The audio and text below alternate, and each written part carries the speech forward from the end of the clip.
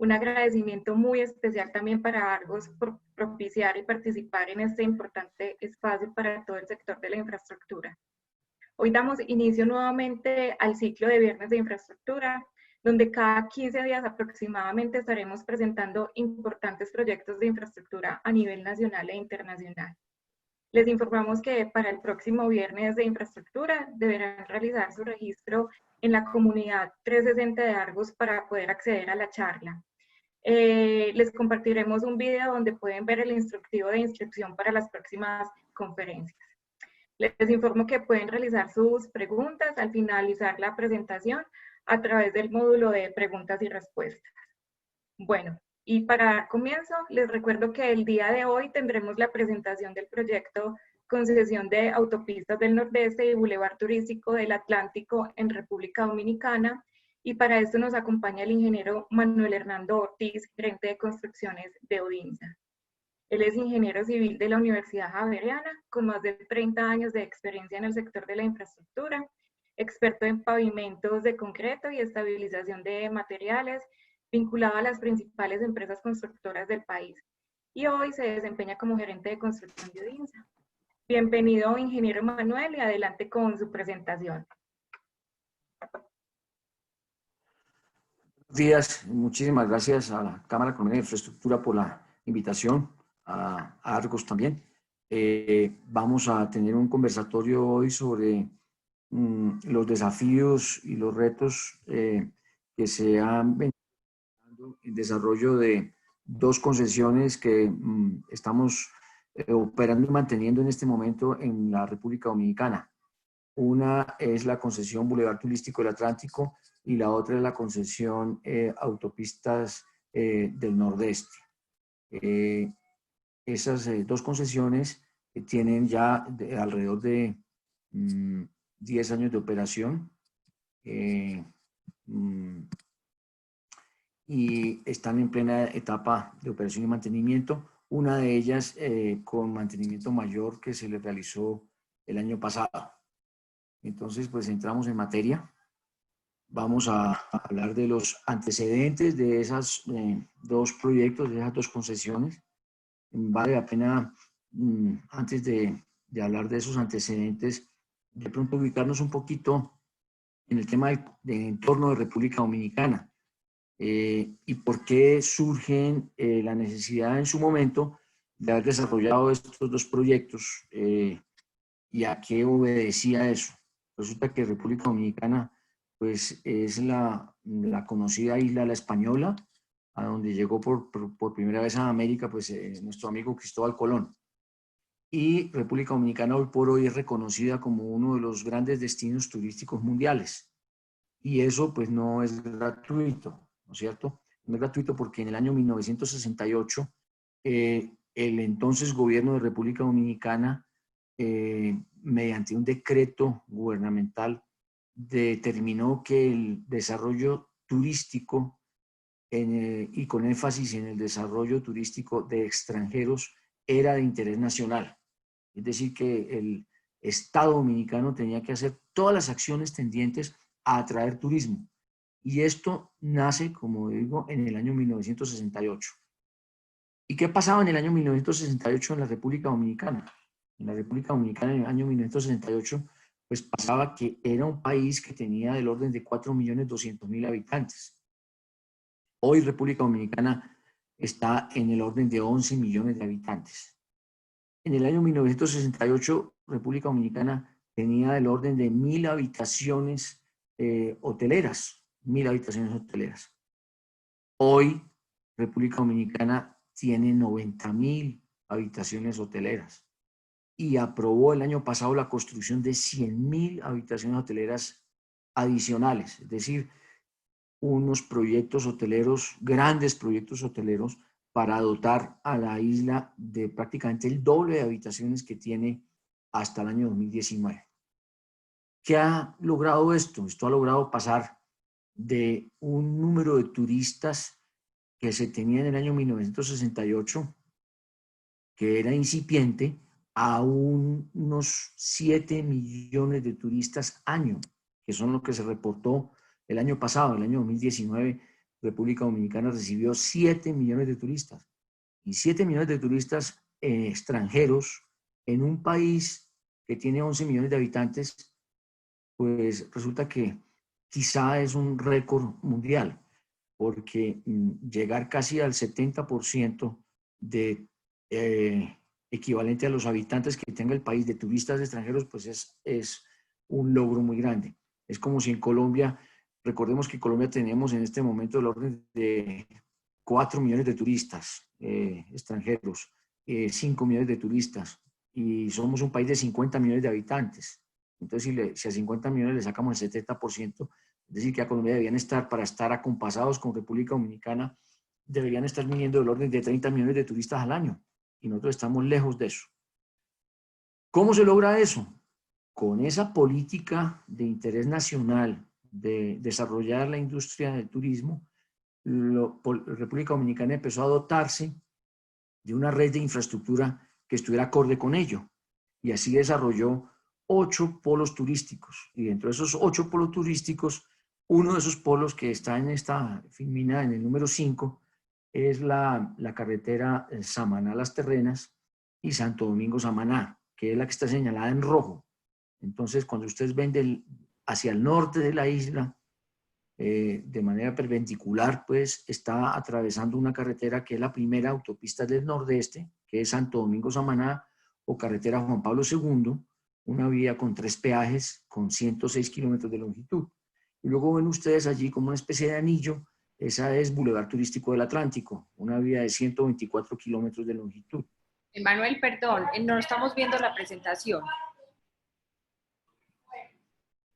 No están viendo la presentación. Yo le di compartir pantalla. ¿Qué pasaría? A ver. Espérate, a ver, resolvemos el tema, a ver qué pasa. Menos mal me dijiste compartir.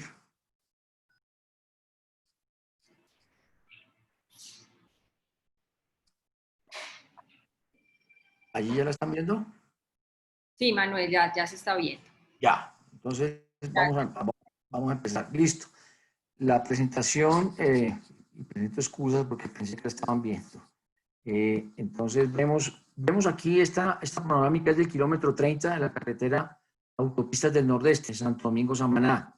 Son 106 kilómetros de carretera absolutamente nueva que conecta la parte norte de la isla con el Caribe de la isla, que es la parte que todos hemos visto y conocido desarrollada, que es abajo de Santo Domingo.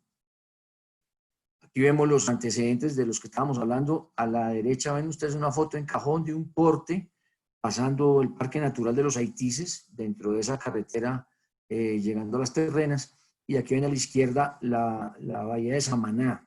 Samaná es un pueblo pequeño, una ciudad pequeña de pescadores que tiene una importancia grande, aparte de los pescadores y de las faenas artesanales que se hacen en la primavera. La visitan las ballenas jorobadas. Entonces es un lugar de avistamiento de ballenas y es un polo de desarrollo. Es un polo de desarrollo que en el año 1968 se identificó como el polo de desarrollo número 5, que es el que está en esta foto. Así las cosas, entonces, lo que está en rojo son las 2 carreteras y las 2 concesiones de las que estamos hablando. Hoy por hoy, la red troncal de República Dominicana o red vial tipo A es una red compuesta por 11 grandes proyectos que están listados en la parte inferior izquierda de la presentación. De esos 11 grandes proyectos, 2 son los que nosotros desarrollamos. Y se destaca que esos 2 fueron los primeros que se realizaron en República Dominicana a través de concesiones o a través de alianzas público-privadas. En República Dominicana esa figura no se conocía, eso no existía. También, para seguir dentro del entorno, vale la pena destacar que la primera carretera que se construyó en la República Dominicana, la primera carretera fue una carretera de 18 kilómetros de longitud entre Santo Domingo entre la ciudad capital, Santo Domingo, y un poblado que se llama Alcarrizal. Esa fue la primera carretera en 1930, porque República Dominicana se comunicaba principalmente a través de trenes, de vías férreas, y absolutamente la comunicación era toda a través de bongos y lanchas y barcazas por el mar. Entonces, para ir de un lado a otro de la isla, tocaba navegar. No estaba desarrollada la red vial. Hoy por hoy, la red vial de Dominicana troncal tiene 1.500 kilómetros. Parece poco, 1.500 kilómetros, pero 1.500 kilómetros para una isla de 48.000 kilómetros cuadrados, que es la extensión de Dominicana, pues es una red troncal importante, porque toda la red tiene cerca de 12.000 kilómetros. Pero la red troncal son los 1.500 kilómetros. De esos 1.500 kilómetros, nuestras dos concesiones suman algo más de 230 kilómetros, equivalentes al 18% de esa red principal. Aquí está en esos rectángulos con líneas rojas punteadas, los proyectos nuestros, los que estamos operando y manteniendo, y vemos que en cuanto a longitud de la red vial troncal son el 17%, con 231 kilómetros. En cuanto al tráfico total, medido en el año 2019, en República Dominicana se anotan en esa red troncal 45 millones de cruces de vehículos, de los cuales las dos concesiones que nosotros operamos y mantenemos y construimos representan 7 millones de vehículos, que eso nos da un 15% de participación.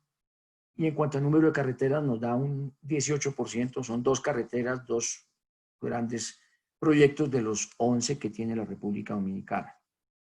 Vale la pena también destacar que hoy por hoy hay una figura estatal que se llama RD Vial, que es República Dominicana Vial, que es la dueña de todos los proyectos distintos a esos 2 que nosotros operamos y mantenemos. Todos los demás proyectos de esa red troncal son de RD Vial y están operados y mantenidos por RD Vial. Y se notan algunas grandes diferencias en cuanto al servicio al usuario entre eso que maneja RD Vial y lo que operamos los privados. Ahora bien, hablemos del proyecto. Y antes de hablar del proyecto, vale la pena destacar que, como decíamos, este proyecto se concibió para desarrollar esa parte norte de la isla, darle una vocación de turismo, integrarla rápidamente a la costa Caribe, a través de una carretera que pudiera poner al turista en una vía expresa y segura en menos de 2 horas de recorrido. Antes, para llegar a Las Terrenas, para llegar a Samaná, había que hacer una vuelta que significaba del orden de 3 a 4 horas de mayor recorrido, porque había que ir y rodear la isla. Hoy en día, pues se hace a través de, hoy en día y hace 10 años, se hace a través de esa vía nueva. Recordemos y decíamos que República Dominicana tiene 7 millones de turistas al año 2019 y que en los 30, en el año 40, en el año 30 registraron 230 turistas extranjeros. Es decir, que República Dominicana en 60 y tantos años ha pasado de prácticamente 0 a 7 millones de turistas. Claro está que el primer turista que llegó a República Dominicana fue Cristóbal Colón y los españoles que venían con él en 1492. Hablemos de Boulevard de Autopistas del Nordeste. Autopistas del Nordeste es un proyecto que arranca en la Vía Las Américas. La Vía Las Américas es la que conecta el aeropuerto de Las Américas, el aeropuerto internacional de Santo Domingo, con la capital Santo Domingo. Y aquí a la izquierda vemos la foto de esa Avenida Las Américas que se intersecta de manera perpendicular con la autopista Juan Pablo II, autopista del Nordeste, que es donde nace nuestra concesión. Ese proyecto se estructuró en los años 2000 y tenía un costo del orden de 146 millones de dólares. Ese proyecto surgió por una inquietud del mismo gobierno dominicano alrededor de 1998, 1999, y finalmente se logró a través de una resolución que está allí anotada, que es la 3702, en marzo del 2002, se logró finiquitar y desarrollar ese contrato, ese proyecto, que es la construcción nueva de 106 kilómetros de vía, que era lo que notábamos, en 2 carriles, uno de ida y uno de venida, con 3 peajes y con unos aportes del Estado a través de un peaje sombra o un ingreso mínimo garantizado, dado que se trata de una vía que tenía que atraer tránsito, arrancar con cero, no había, simplemente no existía.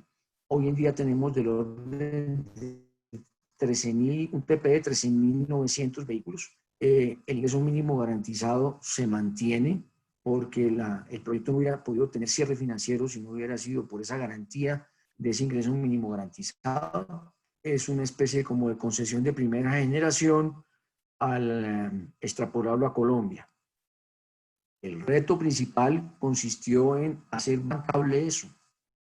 Y sobre todo en una época, estamos registrando que este proyecto, como anotamos allí, fue el año 2002-2003, cuando finalmente se pudo celebrar el contrato y que fuera sancionado a través del Congreso de la República Dominicana.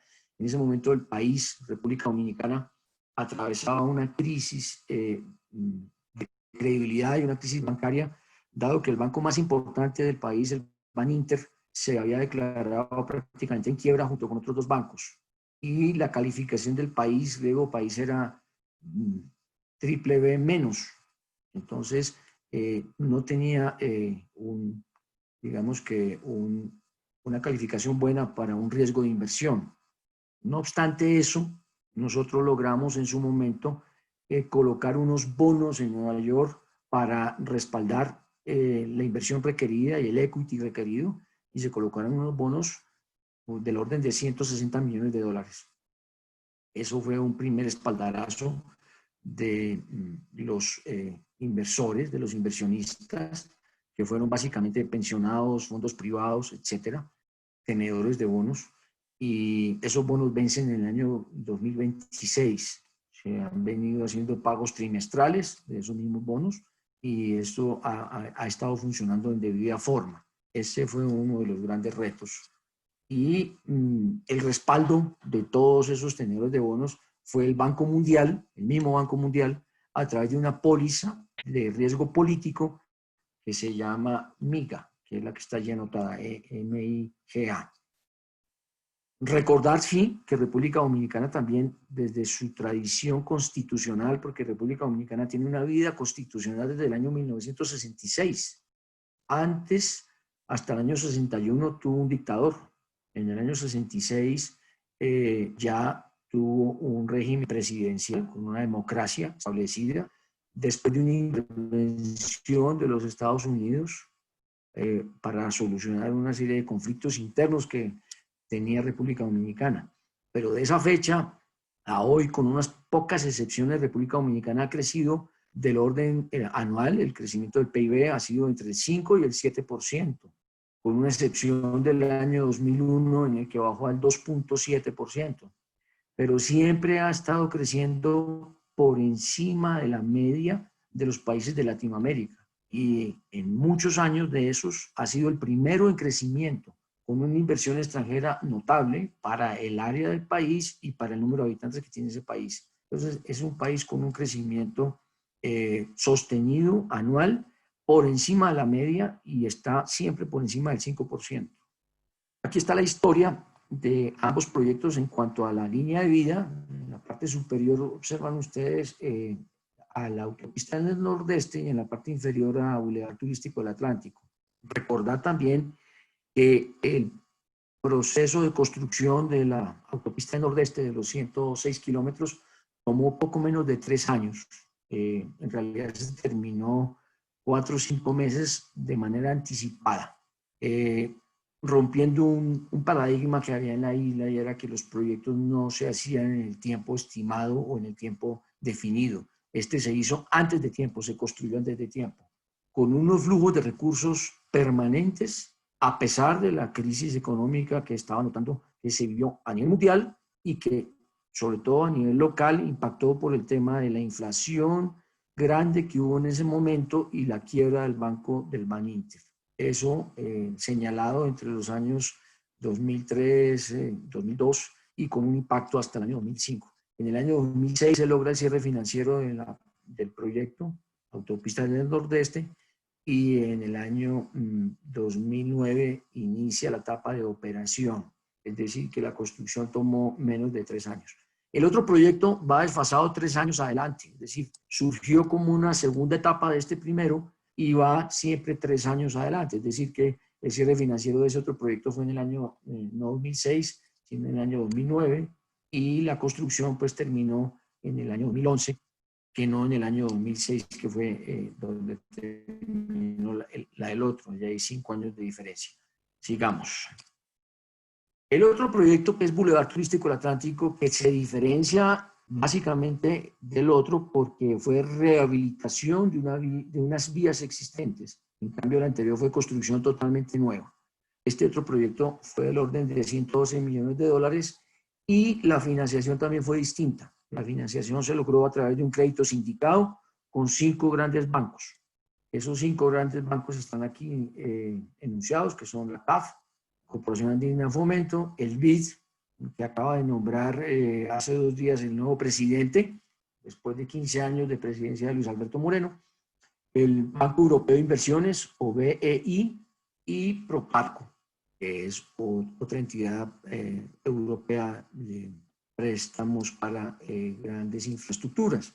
En la derecha vemos una foto llegando a las terrenas, donde se construyó un mirador muy bien logrado, muy bonito. Como dijimos, entonces este proyecto también fue fondeado, pero a través de prestamistas multilaterales que se vienen honrando permanentemente esos compromisos. También está próximo a terminar de pagarse ese crédito y también tiene unas coberturas y unas pólizas de estabilidad de riesgo político. También tiene un ingreso mínimo garantizado. Luego viene la construcción, que es otro reto. Después de ese desafío y del reto de estructurar un proyecto donde no existía costumbre de asociaciones público-privadas, donde no se había hecho ninguna concesión, donde no se tenía una cultura de pago de peajes ni instalación de peajes, pues se enfrenta el tema de la construcción. Y la construcción implica unos retos, porque estamos hablando de un país caribeño, una isla que está en la línea de acción de la época ciclónica de los huracanes famosos que azotan el Caribe permanentemente y que República Dominicana no ha sido de excepción a esas inclemencias del tiempo, sumado a que allí también hay presencia de 2, 3 grandes fallas geológicas que aumentan el riesgo de construcción. Entonces, pues detallemos por encima los retos de construcción que tuvimos que asumir en ambas obras. Esta, pues, se trataba de una construcción nueva, autopistas del Nordeste, de 106 kilómetros, desde ceros, con un cinturón natural de aislamiento entre las 2 puntas del contrato, y era una zona baja inundable del río Yuna. El río Yuna es un río importante de República Dominicana, que señala una zona agrícola rica en el tema de cultivos de arroz, pero permanentemente inundable, y que continúa después de pasar por una zona rocosa de acantilados, que es el Parque Natural de los Haitises. Entonces allí había unos cortes grandes en roca para llegar a la zona inundable que estamos anotando, que son los tramos. Esto se dividió en 5 tramos, todos se trabajaron en forma simultánea para poder terminar esto antes de 3 años, y en desarrollo de eso pues vamos a mirar las cantidades de obra que movimos. Como decíamos, es una vía con carriles de 365 estándar de ida y otro de venida, pero que tiene unas bermas o zonas de seguridad de 2,50 metros laterales. Es decir, que las zonas laterales suman 5 metros y la zona central o la calzada 730. Genera la construcción de terraplenes y la construcción de unos cortes y rellenos importantes. También teniendo en cuenta un manejo de la naturaleza, ¿no es cierto? Un manejo del entorno, un manejo ambiental importante, con un sector de 50 kilómetros al atravesar el Parque Nacional de los Haitises, que es una zona natural, una reserva natural en donde hay cruce de especies nativas, de fauna, y hay una flora bastante exuberante. Este proyecto tuvo necesidad de construir del orden de 12 puentes, están allí anotados, Dentro de eso se destaca el puente sobre el río Yuna, que es un puente con dovelas sucesivas de 170 metros de luz. El resto son unos pontones. La construcción de los 3 peajes, un peaje al comienzo del proyecto, uno intermedio y uno al final. Aquí estamos viendo parte de los cortes en los haitises, los rellenos, los 5 tramos en los que se dividió el proyecto. Los tramos que están señalados en rojo y amarillo fueron los más costosos. Uno porque tiene el movimiento de roca, excavaciones en roca, y el otro porque tiene el tema del relleno sobre esas zonas inundables. Amén de todas las obras de drenaje que garantizaban la estabilidad de la vía. El costo total, 146 millones de dólares, y entre los tramos 4 y 5, pues vemos que tenemos más del 64-65% de la inversión. En lo plano, pues obviamente tenemos una menor inversión.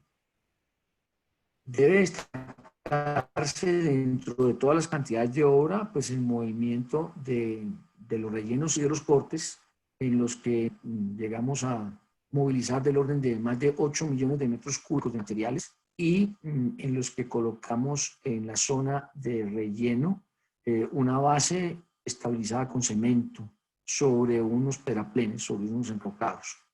También tener en cuenta que allí no había facilidades ni logística distinta a la que había cerca de Santo Domingo. Entonces todo nos tocaba con una logística y unos acarreos y unas distancias de acarreo superiores a 100 kilómetros. Luego vemos el Boulevard Turístico del Atlántico. En el Boulevard Turístico del Atlántico pues tenemos, como decíamos, 124 kilómetros de vías que existían. Son vías que se rehabilitaron, son vías que ya estaban y que simplemente se interconectaron. De esos construimos nuevos 19 kilómetros, el resto eran rehabilitaciones, 105 kilómetros, y se trataba de conectar y hacer un circuito alrededor de la bahía de Samaná, de la península que forma esa bahía, y hacer un circuito turístico allí con una vía también un carril de ida y un carril de venida de 365 metros de ancho, con unas zonas de seguridad. Lo dividimos en 5 tramos. Esos tramos también, por la vocación de cada uno de ellos, pues comunicaban y interconectaban ese circuito. El tramo que está señalado como en rojo es el tramo E, que es el tramo de los 19 kilómetros nuevos. El resto fueron todos rehabilitados, reciclados con bases estabilizadas con cemento, en donde construimos del orden de 250.000 metros cúbicos de bases estabilizadas con cemento. Este tramo de carretera significó construir del orden de, o reconstruir del orden de 19 pontones y puentes. Heredamos 3 grandes puentes que son Agua 1, Agua 2 y Matancitas, puentes que en este momento estamos terminando de reconstruir desde el punto de vista que los hicimos nuevos. Esos puentes tenían 40, 50 años de servicio y ya estaban afectados. Vamos a mirar algunas fotos. A la derecha vemos, hace 2 semanas es esa foto del lanzamiento de unas vigas de uno de esos puentes nuevos. Aquí, a diferencia de ADN, movimos del orden de 3,5 millones de metros cúbicos, básicamente concentrados en los 19 kilómetros nuevos de vía. Y se destaca, como decía, los 250.000 metros cúbicos de bases estabilizadas con cemento.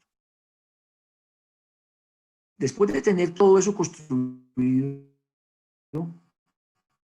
y como vemos, ambas concesiones en operación y mantenimiento, la una y la otra en promedio ya llevan 10 años de operación y mantenimiento, pues vemos qué es lo que hacemos nosotros en la isla como operación y mantenimiento para un número de vehículos del orden de 7 millones de vehículos año que cruzan por nuestras vías.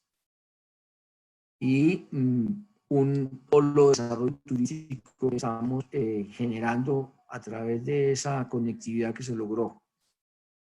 Es simplemente lo mismo que hacemos en Colombia, básicamente un mantenimiento permanente de la carretera a través de un mantenimiento rutinario y un mantenimiento periódico. Un mantenimiento rutinario que hacemos con microempresas de la zona, generando trabajo en los lugareños, teniendo en cuenta que, a diferencia de Colombia, aquí tenemos más crecimiento de la naturaleza, por el régimen de lluvias, por lo tropical, más tropical que nosotros, y por el mayor ancho de vía que tenemos que mantener al lado, porque tenemos que mantener los 2.5 metros de berma de seguridad que hay al lado y lado, más toda la franja que ya se compró para hacer la segunda calzada el día de mañana.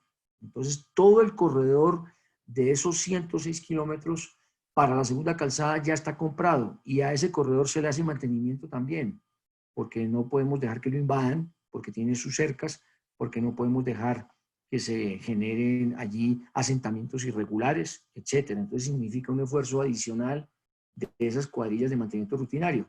Y en cuanto a la limpieza de los drenajes, de los canales perimetrales, de las zanjas de coronación, de las alcantarillas y las cunetas, debemos mantenerlas perfectamente limpias para evacuar las aguas, especialmente en la época de ciclones y de vendavales y por lo tanto de inundaciones. La seguridad vial es muy importante, la mantenemos también a través del servicio como el que se hace en Colombia de ambulancias, grúas y carros talleres, pero aquí también surge otra cosa adicional, y ese tema adicional es que hay cruce de animales, debido a la vocación que tiene la vía, hay lugareños que cuidan las fincas que hay a los lados, pero esos lugareños tienen generalmente ganado, caballos, vacas, chivos, y resulta que esos animales, ellos lugareños los llevan a alimentarse de pasto en las zonas de seguridad de la vía, y en muchas ocasiones cruzan la vía y generan accidentes por atropellamiento de animales, accidentes sumamente graves. Entonces nosotros tenemos que mantener permanentemente una cuadrilla en conjunto con el aparato estatal, con la Procuraduría, recogiendo animales. Entonces, todos los meses, todos los días nos toca estar sacando de la vía, de los laterales de la vía, ganado, semovientes. Y eso es un que se volvió rutinario. Y otro tema que se volvió rutinario es que en los primeros 10 kilómetros de carretera, 15 kilómetros de carretera, saliendo de Santo Domingo, se han generado unos asentamientos humanos con viviendas, digamos que subestándar, y ellos arrojan la basura a la vía, a las cunetas de la vía. Entonces tenemos prácticamente también un servicio de recolección de basuras en esos primeros 10, 15 kilómetros permanente. Somos el servicio de recolección de basura de esos habitantes, desafortunadamente es así. El recaudo de los peajes en los 3 peajes, en general las peajeras, las recaudadoras y recaudadores aprendieron el oficio con nosotros hace 10 años y siguen con nosotros, son parte del activo de la concesión. Y en el tema de seguridad vial, pues tenemos un servicio de ambulancias medicalizadas y tenemos un servicio también de vigilancia de la vía a través de una empresa de vigilancia privada. Tenemos todos los postes SOS, tenemos las básculas, tenemos las zonas de seguridad y tenemos la asistencia integral que hacemos, similar a la que hacemos en Colombia. Bueno.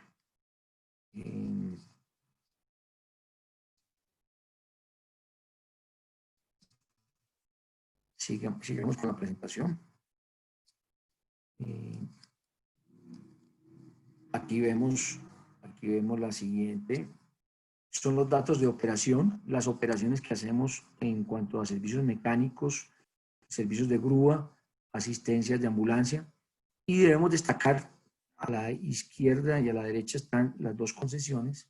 A la izquierda está ADN. Vemos cómo en el año 2018 se presentaron pues un número importante de heridos, 223, y cómo esos 223 van bajando ya a 189. Tenemos un número de accidentes reportados también de 456 en el 2016, bajando en el año 2019 a 314. Ese cambio sustancial también se debe a la intervención del mantenimiento mayor. Ahora lo vamos a detallar qué fue lo que se hizo en ese mantenimiento mayor en ADN, pero en general pues se está manteniendo una vía más segura a pesar de la mayor velocidad que se está cada día registrando en la vía, y a pesar del mayor número de vehículos año por año, porque se va incrementando el número de vehículos. Lo mismo pasa en BTA. En BTA también ha habido una sustancial disminución del número de accidentes. ¿Qué pasó en cuanto a mantenimiento mayor? El mantenimiento mayor señalado para el año 10 de la concesión ADN indicaba que, según los índices de estado, había que intervenir la carpeta o el pavimento. Y los índices de estado, pues medidos en cuanto a resistencias de deslizamiento, en cuanto a índice de regularidad internacional, IRI, y en cuanto a estado de las bermas, porcentaje de fisuración, número de grietas. Nosotros, después de 10 años de tener en operación la vía, registramos antes de la intervención el IRI de la vía, y el IRI en promedio estaba del orden de 2.5, siendo un muy buen IRI para una vía con más de 10 años de servicio. Luego de la intervención volvimos a medir el IRI y el IRI quedó en 1.6 en promedio, que es una medida muy buena. En Colombia no es muy usual que logremos encontrar IRIs después de unos 10 años de operación de una vía en 2.5 y un IRI recién reconstruida de 1.5, 1.6. Lo que hicimos fue que intervenimos la gran mayoría de la vía con una tecnología para la isla nueva, también la llevamos para la isla, que es el micropavimento. Ese micropavimento se logra cuando los índices de estado son muy buenos, el porcentaje de fisuración es muy bajo y simplemente lo que se hace es restituir la capa de rodadura y mejorar sustancialmente la resistencia del deslizamiento, que en una vía como esta tan plana, con un régimen de lluvias importante, pues se presentaba el fenómeno del aquaplaning y con este micropavimento lo hemos eliminado, dada la textura rugosa tipo lija que nos garantiza ese micropavimento. Y en otro sector del orden de 34 kilómetros colocamos, donde necesitaba un refuerzo estructural, colocamos entre 5 y 6 centímetros de sobrecapa de mezcla densa en caliente de asfalto.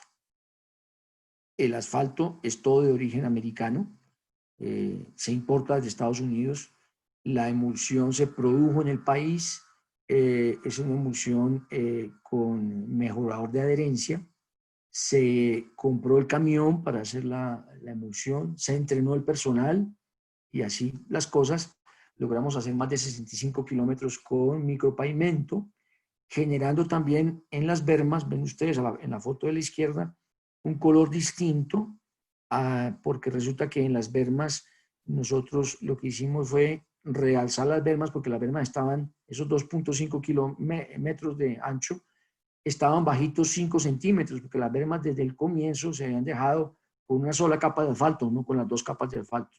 Entonces hubo que realzarlas.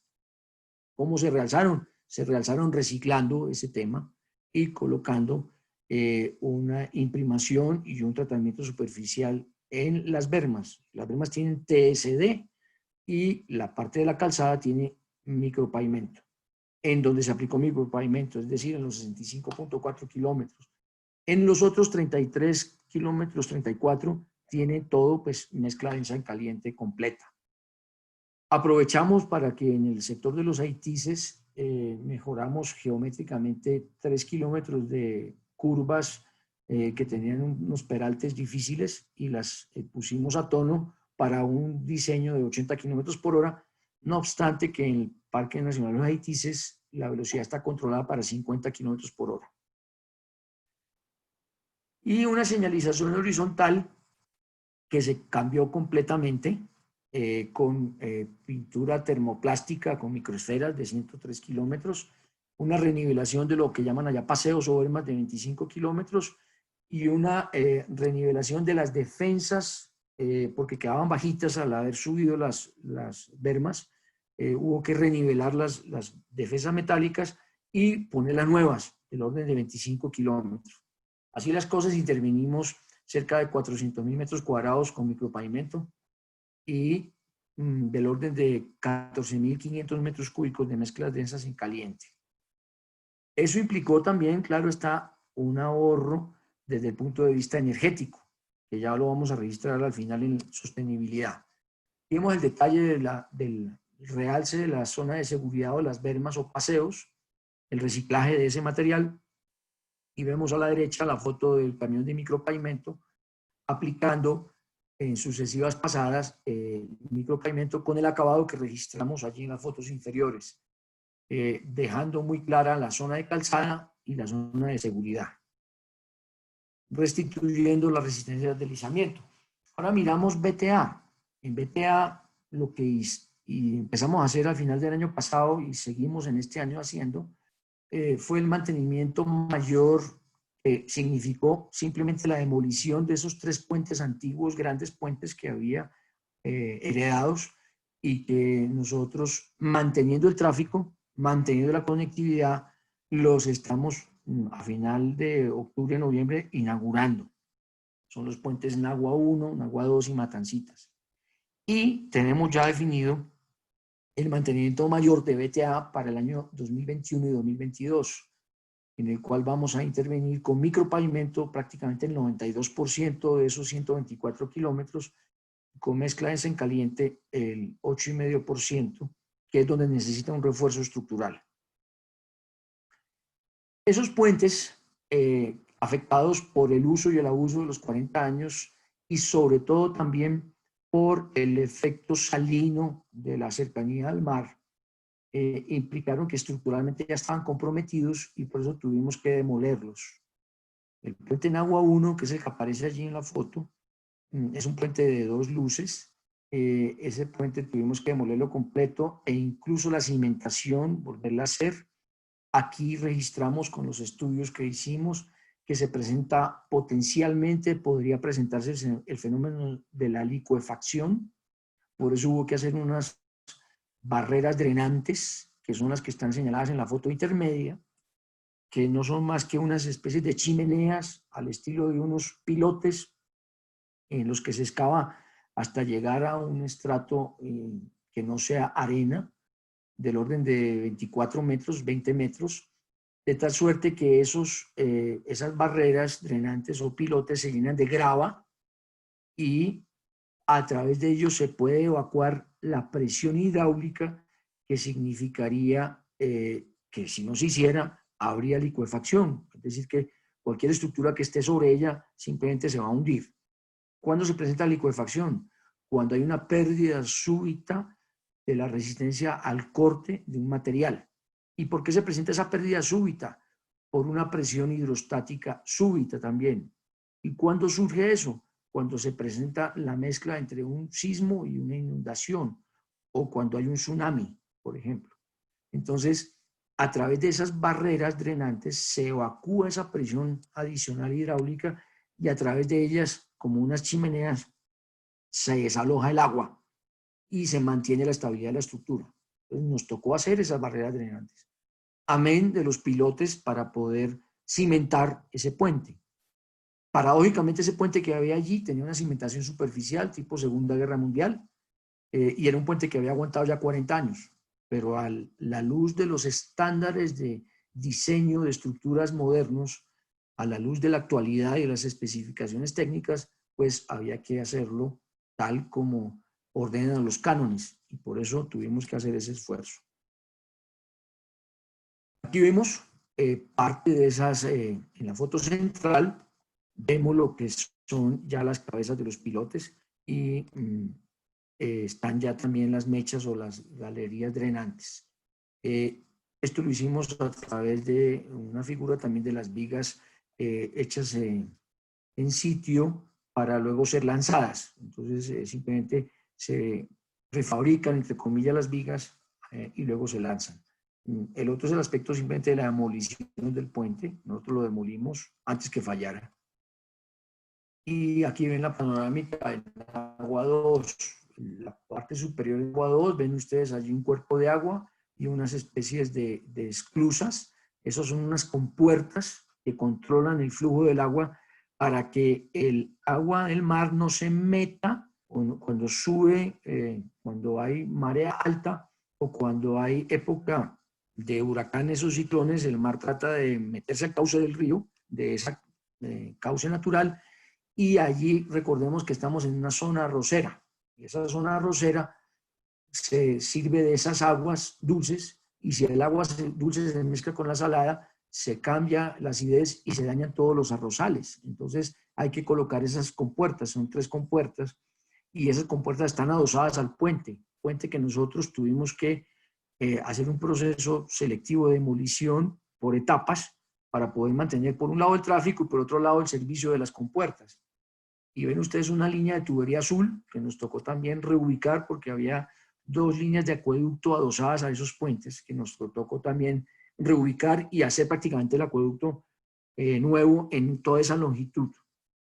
Esta foto a la derecha es el momento del lanzamiento de las vigas prefabricadas de medio puente, porque el otro medio lo dejamos en servicio y así estamos trabajando.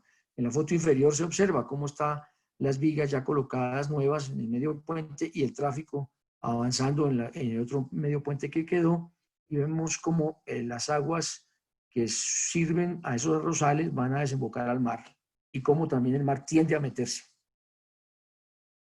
El otro puente es Matancitas, que es el tercer puente, que también tuvo que hacerse el mismo desvío de las redes de acueducto, 2 líneas de acueducto, mantener en servicio el tráfico y manejar el tema del puente nuevo, que también se hizo con vigas lanzadas, y vemos ya el puente a la derecha terminado, puesto en servicio ya hace cerca de un mes.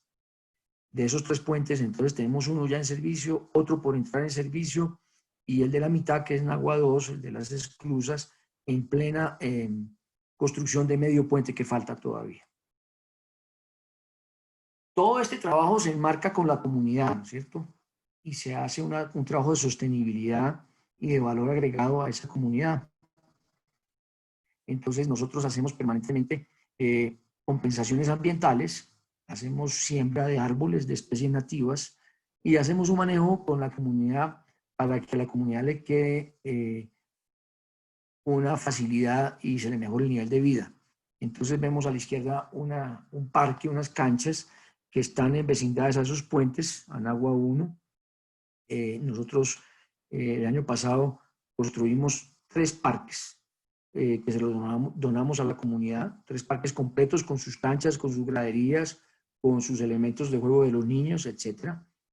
Vemos que dentro de esa sostenibilidad, la técnica de mantenimiento mayor nos permitió minimizar la huella y nos permitió eliminar un consumo de agregados y de mezclas asfálticas que significan impacto ambiental. Así las cosas, ahorramos del orden de casi 30.000 metros cúbicos de mezclas asfálticas, que significan una huella de carbono menor del orden de 2.138 toneladas de CO2 en ese año. Ese es un beneficio importante. El otro beneficio importante es la rapidez de la obra, lo limpio de la obra, el minimizar distancias de acarreo. Entonces también significa otro impacto positivo ecológicamente hablando. Nosotros medimos en nuestra organización, y allá en República Dominicana también lo hacemos, no es la excepción, los gases de efecto invernadero. Estamos monitoreando y verificando de tal manera que siempre estemos beneficiando el medio ambiente o impactándolo de la menor forma posible. Vemos las 3 pilares de manejo con la comunidad, con nuestro grupo de colaboradores que son locales, que son de la isla, y con el medio ambiente también. Esos son los valores agregados que damos, y con eso pues se termina la exposición de estas 2 concesiones que son bastante interesantes y que son parte de esas 11 grandes carreteras que tiene la República Dominicana. Quedo atento para preguntas. Sí, Manuel, muchas gracias. Tenemos acá una pregunta de nuestros participantes, es, ¿los materiales son de la isla o llevados de afuera? Todo lo que es el asfalto, lo que es el insumo asfalto, kilos de asfalto o litros de emulsión, es importado de Estados Unidos. El resto es todo local. y la mano de obra local, la tecnología pues, se importó, pero ya se adaptó. Vale la pena resaltar que ese micropavimento ya hoy en día en la isla, las universidades fueron a revisar y a mirar lo que se hizo, el Ministerio de Obras Públicas y Comunicaciones también, y ya en el lado de Punta Cana están haciendo parqueaderos y vías con micropavimento, y en el Aeropuerto Internacional de las Américas están rehabilitando los parqueaderos y plataformas con micropavimento. Perfecto. Antes de continuar con la siguiente pregunta, les recordamos a todos nuestros participantes que pueden realizar las preguntas a través de la opción de preguntas y respuestas. Bueno, y continuamos con la siguiente. Nos pregunta Diego Arias, quisiera saber si tienen contemplado la construcción de algún puente con estructura metálica. No, nosotros allá en la República Dominicana, todos los puentes y pontones, estructuras que tenemos son en concreto. No tenemos estructuras metálicas distintas a las que tienen los peajes, las estaciones y casetas de peaje, que tenemos en una concesión 3 y en la otra 2. Ok. Siguiente pregunta. La concesión, ¿cuándo vence y qué modalidad fue implementada para su desarrollo? La concesión, como anotamos al comienzo, ambas concesiones son una iniciativa privada en asocio con lo público, es decir, es una asociación público-privada. Vencen en el año o retornan al Estado en el año 2038. Llevamos el primer mantenimiento mayor en una de ellas de los 10 años y vamos a iniciar el primer mantenimiento mayor en la otra de los 10 años el año entrante. Me devuelvo un poquito a la respuesta de la pregunta anterior en cuanto a que las defensas metálicas, todas las barreras metálicas son importadas, y vale la pena registrar que en la primera concesión en ADN tuvimos que poner del orden de 50 kilómetros de barreras metálicas y en la segunda 35 kilómetros de barreras metálicas o defensas metálicas. Listo. Vamos con la pregunta de Juan Betancourt. ¿Cuál cree que fue el principal riesgo contractual que les hubiese generado incertidumbre o algún tipo de inseguridad jurídica? Pues realmente, dado el contrato, ambos contratos que fueron sancionados por el Congreso de la República y ambos contratos que tienen la póliza de estabilidad política, de riesgo político del Banco Mundial, pues desde el punto de vista jurídico, no hay un tema que nos genere algún temor o algún tema de inestabilidad, porque hay una estabilidad jurídica y además está garantizada a través de los mismos contratos y de la póliza. Lo que genera básicamente cierta incertidumbre es la naturaleza, que no sabemos, o sí sabemos pues que cada año se presentan huracanes, ya hemos sufrido varios y no sabemos cuándo uno de esos huracanes nos vaya a afectar de manera grave el proyecto. Sin embargo, a la fecha hemos registrado 2 impactos que han sido cubiertos por las pólizas de seguro, uno en cada concesión, debido a huracanes o al efecto de la subida del nivel de aguas colateral a los huracanes. Ok. Vamos a tener la siguiente pregunta. ¿Dónde se puede tener acceso a los contratos de concesión y su plan de mantenimiento?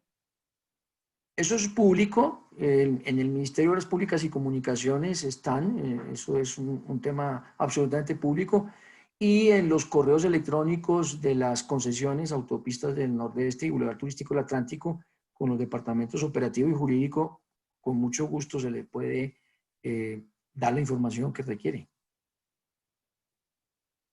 Tenemos acá una pregunta de ¿qué impacto y cómo lo están cubriendo las afectaciones del COVID en cuanto al recibo de peajes, entendiendo que el tránsito es altamente turístico?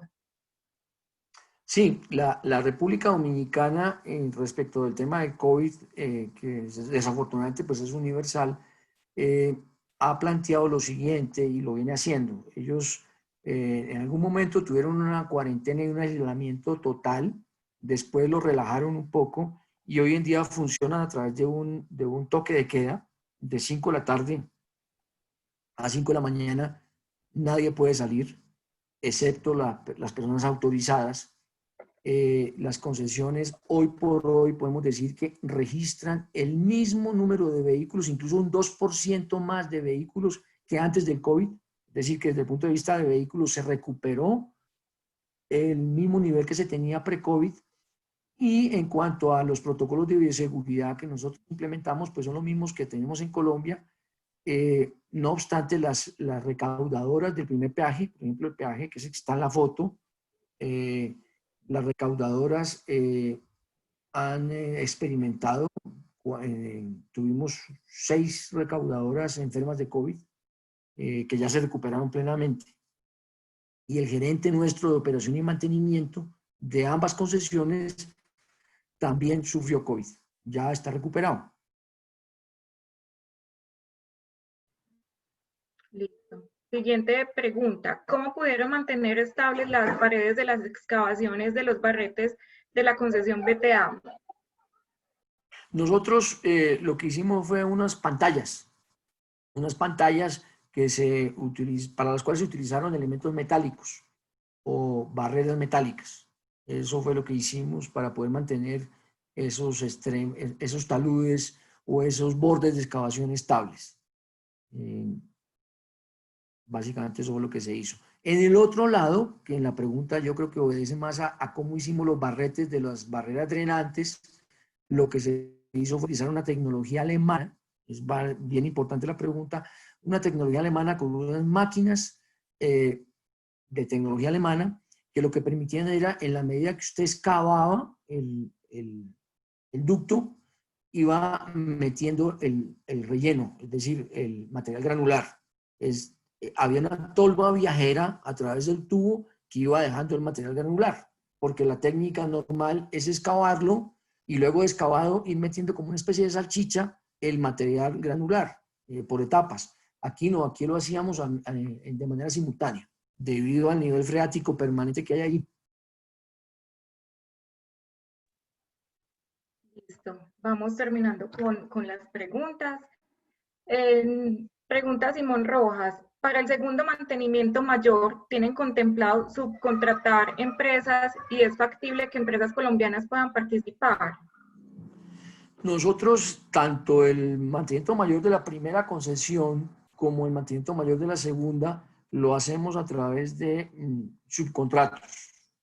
Es decir, que nosotros hacemos un concurso privado en la isla con las empresas locales que tienen experiencia en el tema y se escoge a la más conveniente desde el punto de vista de experiencia y de valor agregado. Entonces lo hacemos a través de subcontratos. ¿Sí? Y la obra logró cumplirse en el tiempo pactado.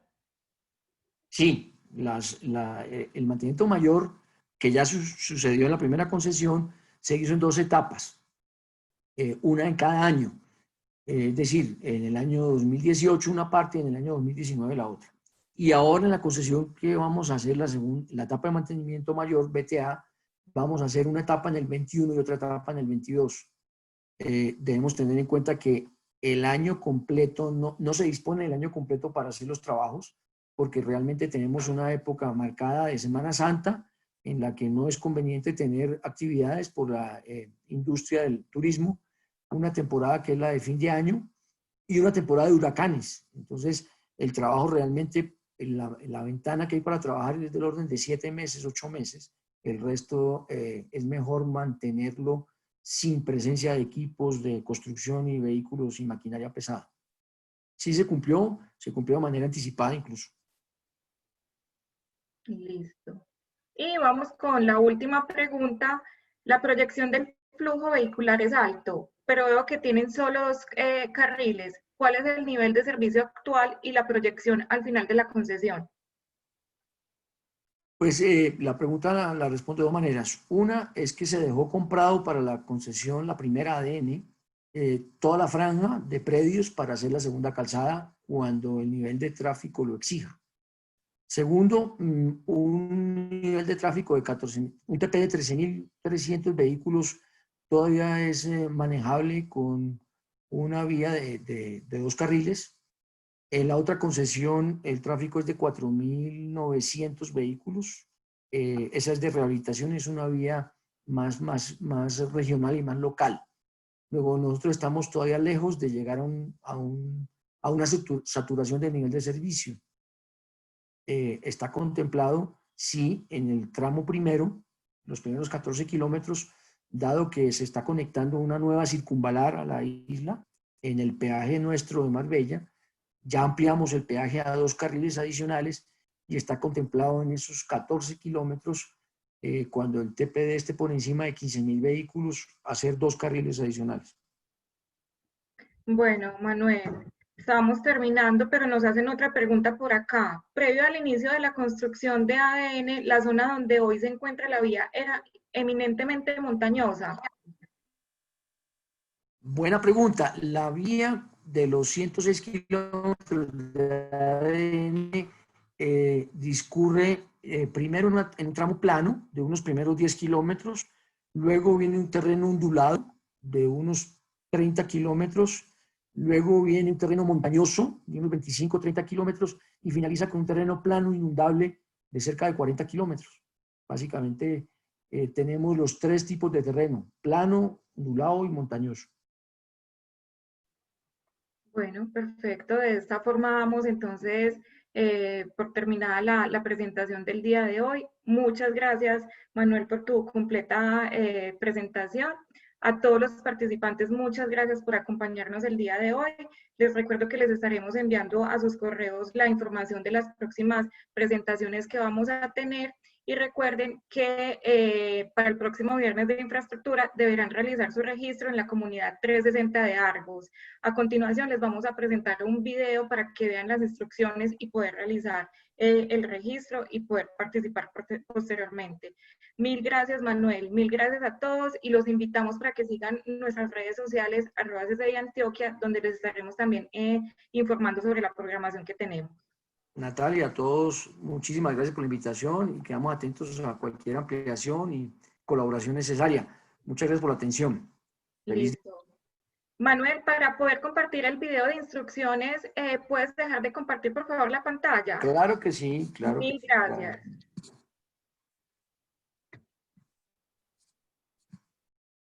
Construyendo conocimiento juntos. Aprende cómo registrarte en nuestra comunidad 360 en concreto, donde conocerás acerca del cemento, el concreto y sus aplicaciones en compañía de profesionales expertos. Ingresa a 360enconcreto.com para formar parte de nuestra comunidad y recibir toda la información. Haz clic en Regístrate. Sigue los pasos y completa la información de los formularios, donde iremos pidiendo tus datos. Te aconsejamos usar el correo que ya tienes registrado en los demás aplicativos de Argos. Cuéntanos si eres cliente Argos. Si eres cliente Argos, responde sí y completa los datos que verás en el formulario. Ten a mano el NID de tu empresa. Finaliza haciendo clic en Regístrate y no olvides aceptar la casilla de términos y condiciones. Ahora ingresa al correo que registraste para abrir el mensaje que te enviamos. Haz clic en la palabra resaltada para que ingreses tu contraseña. Recuerda que tu contraseña debe tener mínimo 6 caracteres entre números y letras. ¡Listo! Esperamos que disfrutes aprendiendo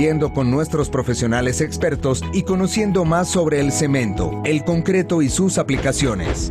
Si no eres cliente Argos, responde no y compártenos la información que encontrarás en el formulario. Al finalizar, haz clic en Regístrate. Recuerda aceptar la casilla de términos y condiciones. Es todo, ya haces parte de nuestra comunidad 360 en concreto.